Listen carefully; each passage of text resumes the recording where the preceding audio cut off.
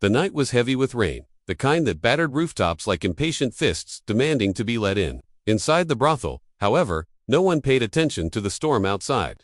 The air was thick with the stench of smoke, cheap liquor, and desperation. Behind the closed doors of a dimly lit room, a young woman lay on a creaking bed, her body trembling with the final waves of labor. Her face was pale, glistening with sweat. She was barely more than a girl, herself scarcely 18, with hollow cheeks and frightened eyes that darted toward the door each time a footstep passed. No tender hand held hers, no soft voice comforted her through the pain. She was utterly alone. Her cries filled the air as she brought a child into the world. A small, fragile baby with flushed cheeks and a whimper that barely cut through the noise of drunken laughter in the halls. The young mother reached out desperately, her arms trembling, her heart bursting with both exhaustion and yearning. But before she could cradle her child, the door swung open. A tall figure entered, shadow spilling across the room. The brothel owner, a man whose face was as hard as the coins he worshipped, stepped closer, his eyes sharp and cold. "Well?" he asked, his voice gravelly with impatience. A tired midwife who had been paid to oversee the birth handed him the tiny bundle wrapped hastily in an old cloth. "A girl," she whispered. The owner's lip curled, not in disappointment but in calculation. He stared at the newborn as if she were not a life, but merchandise. He turned to the exhausted mother, who now tried to push herself up, her hand reaching out. "Please," the young woman begged weakly, tears spilling down her cheeks. "Please, let me hold her just once." The man sneered. "You owe me, girl. Every coin, every meal, every day you've lived under this roof is a debt. This one," he lifted the baby as though she weighed nothing, "is how you'll pay." The mother's sobs tore through the air. Her body shook with despair, though she was too weak to rise. The midwife glanced away, unwilling to meet her eyes, for she too had seen this before. A child born not into love, but into chains. The brothel owner left without another word, carrying the infant down the narrow staircase. His boots echoed against the wood as he entered the smoky parlor below, where a few men lingered, their laughter low and cruel. He held the baby aloft, almost proudly. "A fresh one," he declared, his voice commanding silence. "Barely hours old. Her future's clean, untouched. That makes her worth more than most." Some of the men chuckled, others leaned forward with interest. A few looked away, uneasy, but none dared speak against him. The child whimpered, her tiny face scrunching as if even now she sensed the coldness of the world she had entered. Upstairs, the mother pressed her face into the pillow, her muffled cries unheard, uncared for. She knew what had become of other women's children who had been born within these walls. Some vanished before they could walk. Others grew up only to be swallowed by the same darkness that had consumed their mothers. But this was her child, her only hope. Her only light in a life of endless night. She had dreamed, secretly, of escape, of holding her baby close and running away, finding a new beginning in a place where no one knew her name. But the dream shattered the moment the door opened, the moment her little girl was taken. Her arms ached with emptiness. Her heart broke with a pain sharper than any wound. She whispered to herself through sobs, "I'll find you, my baby, I'll find you." Yet even as the words left her lips, she knew the walls around her were too high, the chains around her life too tight. The storm outside grew fiercer, rattling the windows. In its roar, the young mother's grief was swallowed, just another cry. Lost to the night, the world moved on. The men downstairs laughed and bargained, and the brothel owner counted in his head the profits the child would bring. And so, within mere hours of her birth, the girl's fate was sealed not by her choices, nor by her mother's love, but by greed. She had entered the world not into the arms of family, but into the hands of a man who saw only coin where others might have seen innocence. Yet somewhere, far in the crowd of shadows and smoke, a pair of sorrowful eyes watched the transaction with a different kind of hunger. Not for profit, not for pleasure, but for redemption, for a second chance at the life he had lost. And with that gaze, fate stirred quietly in the background, preparing to turn a cruel beginning into a story no one could have foreseen. The parlor of the brothel reeked of smoke, sweat, and greed. Lanterns burned low, their weak glow casting long, sinister shadows across the warped floorboards. Men gathered around like vultures circling carrion, their laughter dying into murmurs as the brothel owner stepped forward with his newest prize. The baby, wrapped tightly in a faded cloth, whimpered against the noise. Her tiny fists trembled, clutching the fabric instinctively as though even at hours old, she knew she had no mother's arms to protect her. The owner cleared his throat, commanding silence. "Gentlemen," he announced, his voice deep and slick with authority, "you know me, I do not waste time with worthless wares. Tonight, I offer something rare. A girl, untouched, unspoiled, barely hours born." A murmur rippled through the crowd. Some leaned forward eagerly. Others raised skeptical brows. One man, his lips twisted with disgust, muttered, "Selling a newborn. Even you've stooped lower than I thought." The owner's eyes flashed dangerously. "Spare me your false morals. What's rare is valuable, And this child has no past, no debt. She can be raised however her buyer wishes. She fetched more coin in a year than most of the tired women upstairs ever could. Laughter followed his words, harsh and cold. The men who had once hesitated now leaned in, whispering among themselves, weighing the possibilities. A few glanced at the baby with predatory calculation, as though already mapping out the profits she might bring. In the back of the room, half hidden by the shadows, sat a man who did not join in their laughter. His clothes were plain but worn, his boots still caked with the dust of long roads traveled. His shoulders slumped as though carrying a weight far heavier than the satchel at his side. His eyes, gray and hollow with grief, were fixed not on the owner, nor on the other men, but on the tiny bundle in his arms. This was the widower. Months earlier, his life had been torn apart when fever claimed both his wife and the child she carried. The house that once rang with her laughter now echoed with silence. He had buried his future with her beneath the cold soil. Since then, he had wandered without purpose, searching for something to fill the void that gnawed at him with every passing hour. And now, here, in the last place he ever thought to find hope, he saw her, a newborn girl, helpless, innocent, cast into a pit of wolves before she could even breathe freely. His chest tightened. Something within him, something he thought had died, with his wife, stirred to life. Again, the auction began. 5 silver. One man barked, raising his hand. 10. Another countered, his eyes gleaming with avarice. The bids climbed quickly, coins promised by men who saw only profit in the tiny child's future.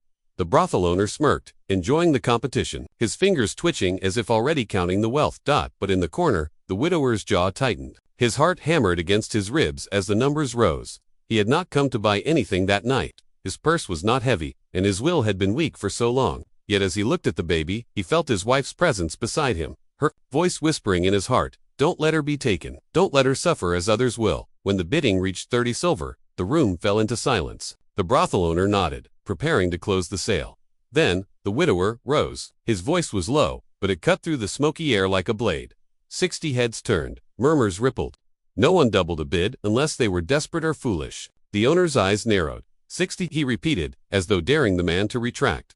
The widower's gaze did not falter. 60, and I'll pay it now. The crowd erupted in whispers.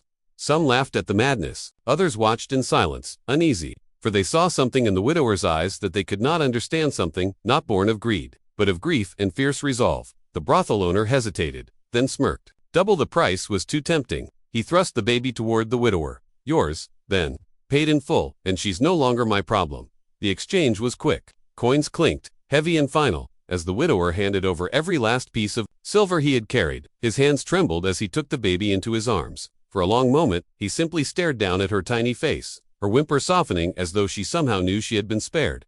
The room around him buzzed with mocking, laughter and disbelief, but he heard none of it. In his heart, he whispered a silent vow. You will never know chains. You will never be sold again. If I have to give the last breath in my body, I will keep you safe. What the others saw as madness was, to him, salvation. He had lost one family, but perhaps by fate's strange hand he had just found another. But fate, though stirred that night, was not done with him yet. The room had fallen into uneasy silence after the widower's startling declaration. His bid had silenced every voice, every whisper of greed. 60 silver coins. More than any man in that smoke-choked parlor would have dared to waste on an infant. Brothel owner, never one to leave profit unclaimed, smirked with satisfaction. His rough fingers slid the coins into his pouch, his greedy eyes glinting. To him, this was nothing more than a successful night of business, another deal struck, another helpless soul sold. But to the man clutching the child, it was not business. It was redemption. The widower's hand shook as he cradled the baby. She was so light, so fragile, her skin still warm from the cruel world she had only just entered. He had not expected her to quiet in his arms, but she did. Her tiny cries softening into little whimpers, her face nestled against his chest as though she had been waiting for him all along. The other men muttered among themselves. He's lost his wits. One sneered. 60 silver for a child that isn't even his. A fool's purchase. Another spat, shaking his head. Grief must have rotted his mind, but the widower heard none of them. His gray eyes were fixed on the child, his heart racing with a mixture of fear and determination. He had no plan, no clear vision of what the future held, but he knew with a certainty as strong as breath that he could not let her go back. The brothel owner, however, wasn't ready to let the matter end, so he stepped closer, his lips curling into a sly smile. You've bought her. Yes, he said slowly, his words smooth as oil. But you're just a farmer with little more than dust in his pockets. You think you can raise a girl like this? You'll be back, begging to sell her back to me, when the weight of her costs crushes you. The widower's gaze hardened. He knew the man was trying to claw back what he'd lost, another chance to keep the girl in his grip. Drawing himself to his full height, he pulled the baby closer and replied, his voice firm, "You'll never see her again." The owner's grin faltered. The steel in the widower's tone was unshakable, but still, he could not resist a parting shot. "Mark my words, stranger. Fate has a cruel way of undoing men like you. A girl born here, born of sin, will always carry her beginnings like a curse. You may try to save her, but she belongs to the world that made her." The words were venom meant to burrow into his soul. And perhaps they did, just a little. For, as the widower pushed past the murmuring crowd, the baby in his arms, a seed of fear had been planted alongside his vow. Outside, the storm still raged.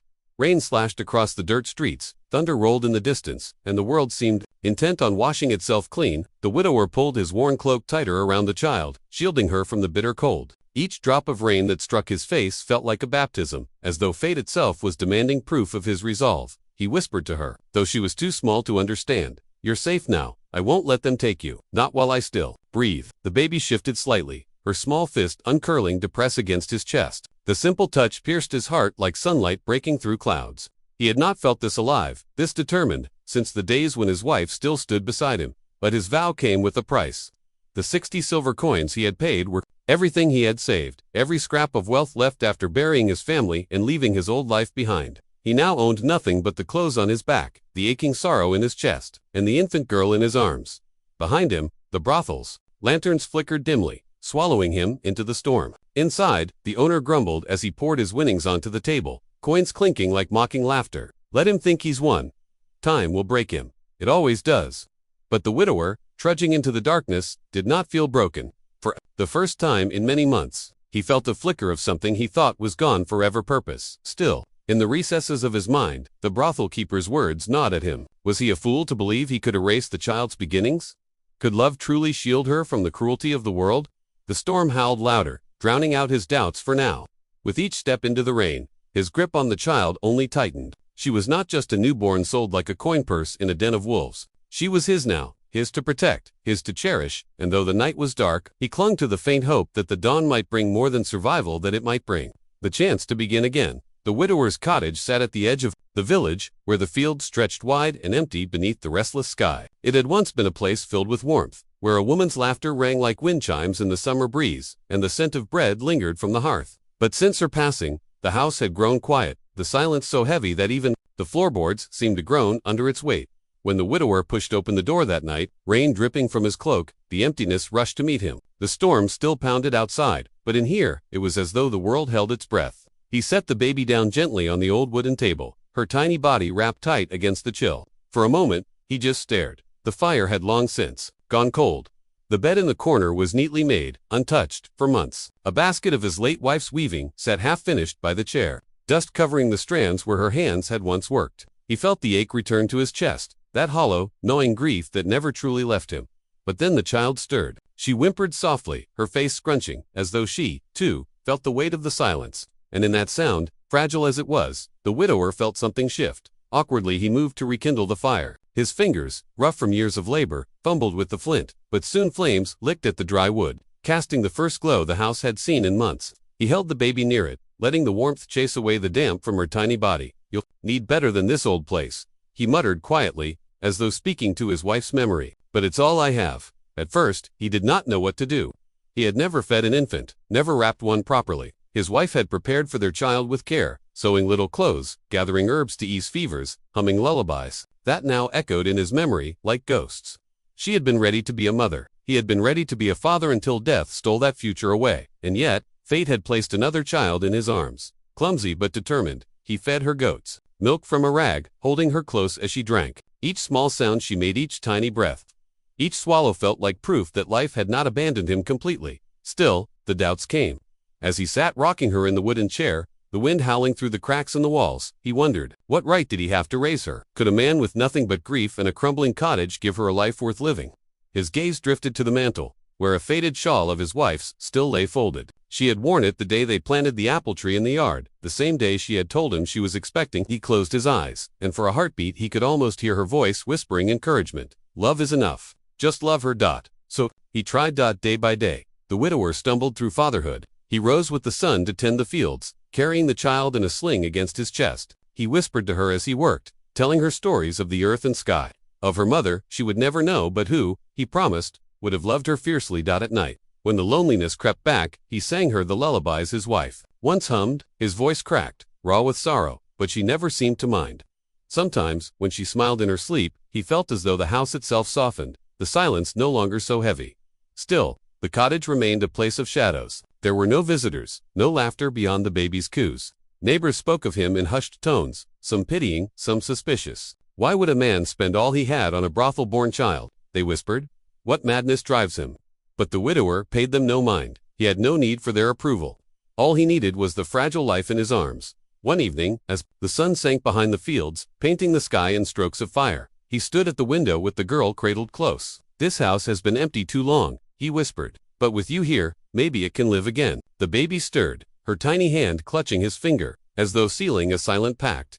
The widower felt the echo of his wife's presence in that moment, her spirit lingering in the walls, in the fire's warmth, in the apple tree swaying in the yard. A house without laughter had begun, at last, to remember what it felt like to hold life within its walls. And though the road ahead was uncertain, the whispers of her origins still lingered like smoke, the widower made himself a promise. The girl would not grow up as he had found her in darkness and despair. No, she would grow with love. Seasons turned, as seasons always do. The storms of that fateful night faded into memory, replaced by the steady rhythm of days and years. The baby, once so fragile she seemed like a candle flickering against the wind, grew stronger with each sunrise, and in her growth, the widower found himself changing to Dot. The cottage that had once been silent now stirred with sounds of life. At first, it was the small whimpers and cries of infancy, filling the night and pulling the widower from sleep. Though weary, he never complained. He learned quickly how to soothe her, sometimes by pacing the creaking floorboards with her cradled in his arms, other times by humming the old lullabies his wife had once sung to him. He thought his voice too rough, too broken, but the baby seemed to disagree. Her tiny body would settle against his chest, her breaths soft and even, until the silence returned, not as emptiness, but as peace. That as months passed, she began to smile, her bright eyes lighting up the dim corners of the house. The widower would find himself chuckling at her laughter, surprised at how easily it spilled from him, as though she had unlocked something long forgotten. When she learned to crawl, he followed her tiny explorations with patient care, always ready to rescue her from bumping into furniture or wandering too close to the hearth. By the time she was walking, the cottage was no longer a house of shadows. It echoed now with the patter of small feet and the delighted squeals of a child discovering the world. She chased butterflies in the yard, plucked wildflowers with stubby fingers, and came running into his arms when she fell. Each moment stitched itself into his heart, filling the hollow places grief had carved into him. The neighbors still whispered, of course. Some said she was cursed, born from sin. Others marveled at the widower's devotion, unable to understand why a man who had lost so much would spend the last of his wealth on a child not his own. But he paid them no mind. To him, she was not a curse, but a blessing, a gift he had never expected to receive. He named her Clara, after the Latin word for light, for that was what she had become to him, a flame in the darkness, a reminder that even in the ruins of sorrow, something beautiful could be found.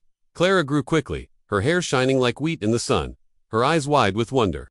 She was curious about everything: why the sun rose, why birds sang, why the apple tree in their yard bloomed white each spring. The widower answered her questions as best he could, sometimes weaving stories to make her laugh, other times telling her the truths of the earth he knew from his years working the land.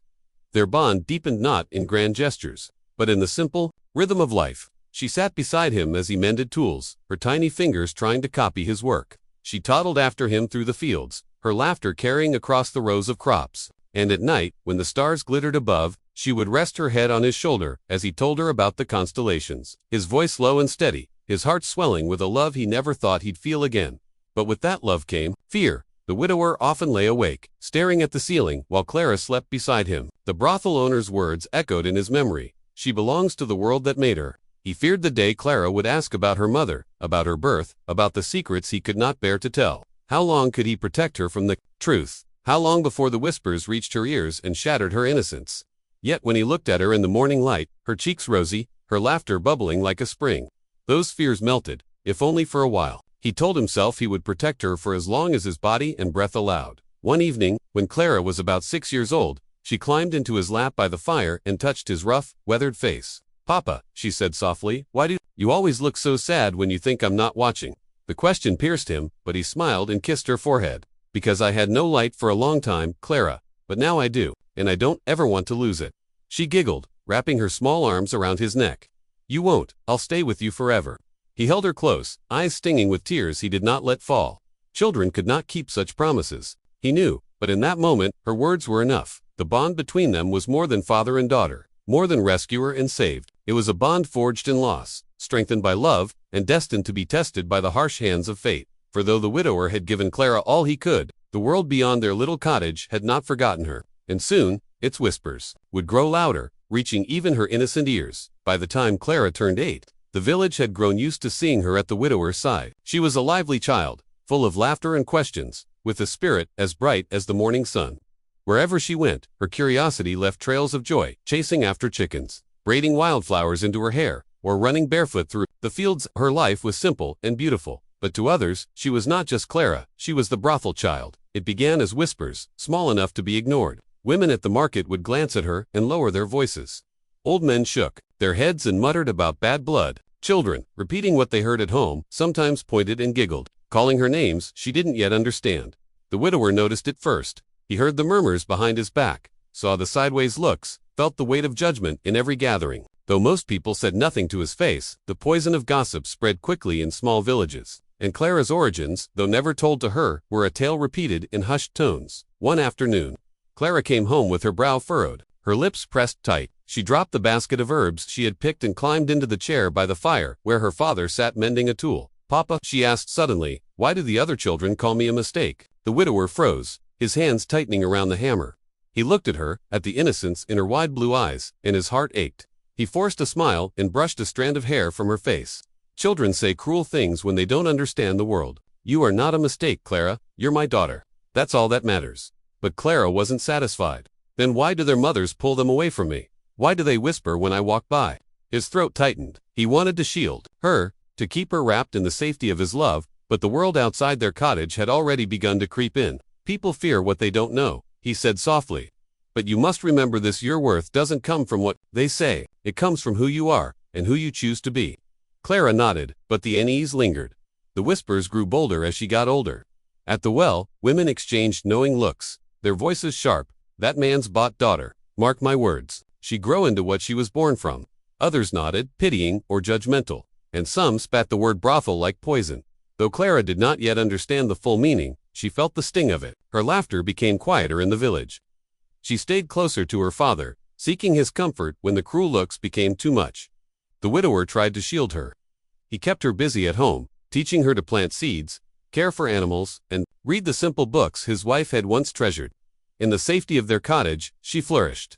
She sang as she worked, painted little flowers on the wooden beams, and filled the rooms with the warmth of life that had been missing for years. But, even within their walls, the widower could not escape his own fears. Late at night, he would sit by the fire long after Clara had gone to bed, staring into the flames. The brothel owner's words haunted him still. "She belongs to the world that made her." What if the whispers planted seeds in Clara's heart? What if, one day, she went searching for answers, only to discover the cruel truth of her birth? Would she still see him as her father, or would she turn from him, lost to the darkness of her beginnings? He clenched his fists, vowing silently that the truth would remain hidden as long as he lived.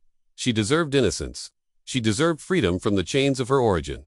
One evening, as they walked home from the fields, Clara slipped her hand into his. "Papa," she said softly, "you're the only one who makes me feel like I belong." The word struck him deeply. He squeezed her hand and smiled, though his eyes burned with unshed tears. "You will always belong, Clara, always." Yet fate was already moving in ways he could not see. For in the nearby town, the brothel owner had not forgotten the girl he once sold. Word of her beauty, her spirit, and her resemblance to her long-dead mother had reached his ears. Greed stirred again in his heart, and while Clara clung to her father's love, the world outside their cottage was sharpening its claws, preparing to tear away the fragile peace they had built. The brothel owner had grown older, but greed kept his spirit sharp. His hair had thinned, his belly thickened, yet his eyes still gleamed like coins whenever profit crossed his mind. Over the years, he had sold women, taken debts, and built a dark kind of empire on suffering. But there was one trade he had never forgotten: the infant he'd sold to that grief-stricken widower for double the price. At first, he thought nothing of it. A baby was hardly worth his attention once the silver was in his hands, but as the years passed, whispers returned to him like smoke carried on the wind. The widower's daughter was growing into a girl of rare beauty, bright-eyed, graceful, and untainted by the life she had narrowly escaped. That alone made her valuable. One evening, sitting in his smoke-filled office, he tapped his fingers against the desk, listening to a hired man describe Clara. They say she's as fair as spring wheat, the man reported. The villagers call her the widower's light. But he hesitated. But what? The brothel owner snapped, impatience dripping from his tone. The man's eyes darted nervously. Some still whisper about her birth, that she's one of yours, born in the house, sold before her mother could even hold her. A slow smile spread across the owner's face. He leaned back in his chair, his mind already racing. So the world remembers, he murmured. And if they remember, so will she eventually? That's where her worth lies. A girl like her, raised clean, but born of dirto, she fetch a fortune. The thought lodged itself in his heart like a splinter. He began to scheme, sending men into the village under false pretenses to watch her, to learn her habits, her father's health, her weaknesses. Meanwhile, Clara remained unaware of the shadow growing around her. She spent her days in the fields, laughing as she tried to keep pace with her father, her hair catching the sunlight like spun gold. In the evenings, she read aloud from old books, her soft voice filling the cottage as the widower listened, pride swelling in his chest. But he, too, felt unease. The stares in the marketplace had grown sharper. Whispers followed Clara wherever she went, louder now that she was blooming into womanhood. The widower noticed men lingering too long when she passed, their eyes calculating, their words muttered. He shielded her as best he could, but inside, fear gnawed at him. One night, as they sat by the fire, Clara looked up from her book. "Papa," she asked, "why do people look at me that way? Like I'm different?" The widower's heart clenched. He set aside his pipe and took her hand. "Because they don't understand you, Clara. People fear what shines too brightly." She tilted her head, puzzled. "But why should being born make people so cruel? I didn't choose it." The question struck him like a blade. He brushed her hair back from her face and forced a smile. "No, you didn't. And you never will be defined by it. You're mine. That's all anyone needs to know." But even as he spoke, he saw the curiosity in her eyes, the hunger for truth. She was growing older. The day would come when she would demand answers he had no wish to give. That same week, the brothel owner made his move. He sent a letter to an old associate in the villager merchant who owed him a debt. The instructions were simple. Spread the rumor louder. Remind the people that the girl was born in sin, that her father was not her blood, that she was never truly free from the life she came from. And so the whispers became words, spoken boldly. Clara heard them at the well, at the market, even from children who mocked her when her father's back was turned. Brothel child, they called her, daughter of shame. She came home in tears one evening, throwing herself into her father's arms. "Papa, why won't they stop? Why do they hate me when I've done nothing wrong?" The widower held her tightly, his chest burning with helpless fury. "Because the world is cruel, Clara. But you are not what they say. You are mine, and I will not let them take you from me." Yet even as he spoke, he feared it was already beginning, the world clawing at her, trying to pull her back into the darkness he had once rescued her from. Far away, in the brothel owner's den, a plan was taking root. Clara was no longer just a forgotten infant, sold for silver. She was a prize to be reclaimed, a jewel to be polished and sold to the highest bidder. And the man who had once saved her would soon discover that love, no matter how fierce, might not be enough to keep her safe from the greed of men who believed she was theirs by birthright. The storm came not with thunder, but with whispers and shadows. By the time the widower realized the brothel owner's reach had extended into their quiet village, it was too late. The damage had begun. Clara could not step outside without cruel words hurled her way. Farmers pulled their sons back from her path. Women clutched their daughters' hands tighter, and merchants stiffened when she tried to pay them, muttering that her coin was tainted. The widower bore it in silence, his jaw tight, his hands trembling with the weight of his rage. Every insult hurled at Clara felt like a dagger to his heart. He wanted to shout, to strike, to force them all to see her as he did, a light, not a stain. But he was only one man, old and weary, his health faltering with each passing season. Clara, though wounded by the cruelty, stood taller than he expected. She wiped her tears in private, never letting them linger where her father could see. "They can call me what they wish," she said one evening as she swept the hearth. "It does not change who I am in your eyes, Papa, and that is enough for me." But in her voice, he heard the crack. She was strong, yes, but she was still young, still searching for answers he feared to give, and the world was cruel enough to supply those answers in ways that would break her spirit. One night, a knock came at their door. The widower opened it to find two men well dressed, smiling falsely. Behind their politeness, he saw the hunger of wolves. "Good evening," one said, bowing slightly. "We've come on behalf of a mutual acquaintance. He believes the young lady living here belongs to him." The widower's blood ran cold. His hands tightened on the doorframe. "She belongs to no one but herself," he growled. The man's smile never faltered. "You mistake me, sir. She was born into a contract. Her mother owed debts, and by law, the child carried them. Our employer was most generous to let her go when she was an infant, but generosity has limits. It is time she was returned." Rage and fear burned in the widower's chest. Get off my land before I take a shotgun to your backs." The men exchanged a look, then tipped their hats. "We will be back," one said smoothly. "And when we come, we will not ask so kindly." When the door shut, the widower leaned heavily against it, his breath ragged, his heart pounded, the old ache in his chest sharper than ever. Clara stood in the doorway of the kitchen, her eyes wide with fear. "Papa, who were they?" she whispered. He turned to her, his face pale, his resolve hardening. "No one who matters. But listen to me, Clara. You must not go near the town alone again. Promise me." "I promise," she said, though her voice trembled. From that night on, the widower knew their simple life was over. The brothel owner's men began circling like vultures. They lingered near the fields when Clara fetched water, followed her with their eyes when she went to church, and one even dared to leave a note tucked beneath the cottage door. "She will be ours again." The widower began sleeping lighter, his shotgun always within reach. He fortified the doors, barred the windows, and walked Clara to and from the village whenever she had errands. But even as he fought to shield her, his body betrayed him. His cough worsened, and at night, when Clara slept, he sat by the fire, clutching his chest, praying for strength he no longer had. Clara noticed. She saw the lines deepening on his face, the exhaustion in his steps. One night, when he thought she was asleep, she overheard him weeping softly, his hands clasped as he begged God to let him live long enough to protect her. Her heart ached with both love and fear. She wanted to tell him she was strong enough, that she could fight her own battles. But deep down, she knew the truth. The men who wanted her were powerful, ruthless, and without mercy. The struggle for freedom had begun not just for her, but for the man who had raised her. They were fighting not only against the world's cruelty, but also against time itself. And as the brothel owner tightened his grip, sending more men and stirring more rumors, Clara understood something she had never dared to before. If she wanted to remain free, if she wanted to protect the only father she had ever known, she could no longer wait for him to save her. She would have to begin saving them both. The days grew heavier, like storm clouds gathering over a quiet valley. The widower's strength was waning, his cough deepened, his back bent lower, and his once strong hands shook even when holding a spoon. Clara noticed everything, though she never spoke of it. She pretended not to see how he pressed his chest at night, how he struggled to catch his breath after simple chores, or how his steps slowed when they walked together. But the men from the brothel did not slow. They came more often now, to knock, sometimes to linger in the distance like vultures waiting for death. They poisoned the air in town with whispers. "That girl doesn't belong to him. She'll come back to where she was meant to be." Shopkeepers hesitated to serve Clara, and even neighbors who once smiled now turned away, afraid of being dragged into a fight that wasn't theirs. The widower knew the truth he'd been avoiding. Time was running out for him.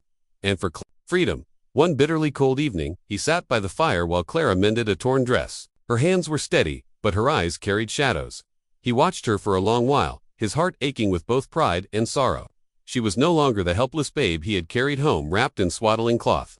She was nearly a woman now, strong in spirit, but still vulnerable in a world that would gladly devour her. "Clara," he said quietly. She looked up, smiling. "Yes, Papa." He hesitated. How could he tell her? How could he explain the weight of the choice pressing on his chest? Yet, he knew silence would be more cruel than honesty. "There may come a day," he began, his voice hoarse, "when I am not here to shield you. And when that day comes, I want you to remember something. You are not what they say you are. You were never theirs to claim. You are mine not by blood, but by love. And love makes a truer bond than any paper or coin." Clara's sewing fell into her lap. "Don't speak like that," she whispered, her eyes filling. "You're not leaving me." But he only smiled, that soft, tired smile she had come to know too well. "One day, we all leave. What matters is what we leave behind." That night, when she had gone to bed, the widower wrote a letter by the dim light of the lamp. His hand trembled with each stroke, but he pushed on. In it, he explained everything: her origins, his love for her, and his wish for her to live free. Then he placed the letter in a small wooden box, along with every coin he had managed to save over the years, and the deed to their cottage. The next morning, before dawn, he rode into town. His body protested with every movement, his chest tight and his breath ragged, but his will carried him forward. He went straight to the brothel owner's office, where the man sat smugly at a desk piled with ledgers and contracts. "I've come to settle a debt," the widower said. The brothel owner raised an eyebrow, amused. "Ah, you've finally realized she belongs to me after all." "No," the widower said firmly, laying the deed and coins on the desk. "She belongs to no one. But I will give you this: my land, my savings, everything I own, in exchange for one thing: your word, written and signed, that you and your men will never lay claim to Clara again." The brothel owner chuckled darkly. "You'd strip yourself of everything for a girl that isn't even yours?" "She is mine in the only way that matters," the widower answered, "and you will not touch her." The brothel owner considered, his greedy eyes gleaming at the thought of acquiring the widower's land. At last, he nodded. Very well, a bargain. Then, he scribbled out a contract, sealing Clara's freedom. When the widower left the office, he was lighter in spirit, though his body felt heavier than ever. He had given up everything he owned, but in return, Clara's life was her own. That was a price he would pay 1,000 times over. By the time he reached the cottage, the sun was high, and Clara was waiting anxiously at the door. She ran to him, her face pale with worry. Papa, where were you? You shouldn't be out in this cold. He smiled faintly, reaching out to cup her cheek. I was securing your future, my little one. His voice broke with tenderness. Now, you are free, truly free. Clara's heart lurched with both relief and terror. She saw the exhaustion in his eyes, the gray pallor of his skin. He had given everything for her, everything except the one thing she feared most, his life. That night, he pressed the signed contract into her hand. Keep it safe, he whispered, and keep living. For me. Tears streamed down her face. As she clutched him, realizing the depth of his sacrifice, the widower had bought her freedom, not with money, but with the price of his love and soon, with his very life. The winter winds cut sharp across the valley, rattling the shutters of the widower's cottage. Clara sat at his bedside, her small hand wrapped tightly around his frail one. The fire in the hearth burned low, but she could hardly bring herself to tend at every sound. Every movement felt like it would break the fragile thread holding him to life. His breathing was shallow now, each rise and fall of his chest more labored than the last. The man who had once carried her home as a newborn, who had shielded her from every cruel hand and whisper, now lay powerless against the tide of time. Papa, she whispered, her tears dripping onto his hand. Please, don't leave me. His eyes fluttered open, soft and kind, even in pain. He squeezed her hand weakly. I am not leaving you, Clara. I will always be here. His trembling fingers touched her chest, just over her heart. Here, where love cannot be stolen. Her sobs shook her shoulders, but she forced herself to listen. He had always spoken truth, even when it hurt. Promise me, he said, his voice barely a breath. Promise me, you will not hide from the world. You are not a shadow, nor a shame. You are light.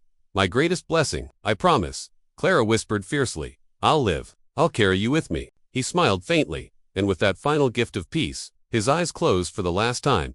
Clara held his hand long after the fire died out, long after the cottage grew cold. The silence of the house that had once been filled with laughter. His steady voice, his quiet strength pressed heavy on her soul, but she did not collapse into despair, for he had given her more than life. He had given her freedom, love, and a legacy to carry forward. The following days passed in a haze. She buried him beneath the old oak tree, the one he had planted with his late wife long before Clara's birth. Neighbors came, some in genuine mourning, others with curiosity or guilt for having turned away when she needed them. Clara thanked them politely, but she knew her path was her own. Now, after the burial, she sat alone at the table, staring at the small wooden box he had left her. Inside was a letter he had written, his words shaky but clear. Clara, my little one, if you are reading this, it means I am gone. I have given all that I can to secure your future. But know this, freedom is not only bought, it is lived. Do not let fear chain you. Do not let shame silence you. Go where your heart leads, and remember you were my salvation as much as I was yours. Love, always, Papa. Clara pressed the letter to her chest, her tears falling freely. In that moment, grief and strength intertwined inside her. She knew she could no longer remain hidden in the valley, forever defined by whispers of her birth. Fate had taken her protector, but it had also given her a choice. In the weeks that followed, she sold what little she could spare from the cottage. With the deed now belonging to the brothel owner, there was no reason to cling to its walls. Instead, she carried with her only the essentials: the letter, the signed contract that ensured her freedom, and the memory of the man who had loved her beyond reason. She left the valley behind. The road stretched wide, uncertain, but she did not walk it with fear. Each step felt like a promise fulfilled. She found work in a nearby town, helping at a schoolhouse where her laughter and gentleness quickly won over children. For the first time, Clara felt she had something of her own to give, a gift of warmth, of teaching, of hope. At night, when the sky spread endless above her, she would look up at the stars and whisper, I'm living, Papa, I'm carrying you with me. Years later, those who had once spoken cruelly of her origins would hear of a woman named Clara, known not for where she came from, but for the light she brought wherever she went. They would never know the full price that had been paid for her freedom, but Clara knew, and as she stood beneath the same oak tree where her father lay, now grown and strong, she placed fresh flowers on his grave and smiled through her tears. Fate tried to take everything from us, she whispered, but love was stronger. And with that, she walked away, not broken, not chained, but free.